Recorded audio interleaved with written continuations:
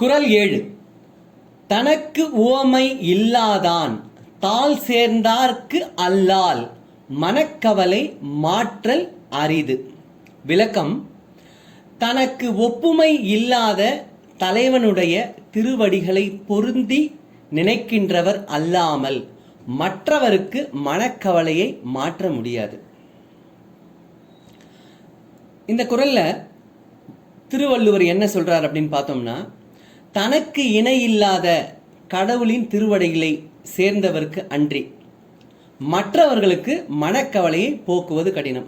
முதல்ல நாம கடவுளுடைய திருவடியை சரணமடையணும். சரணடைந்த பின்பு மற்றவர்களுக்கு அவங்களோட பிரச்சனையை நம்மளால தீர்க்க முடியும். அதுதான் இந்த குறளோட பொருள். நன்றி, வணக்கம்.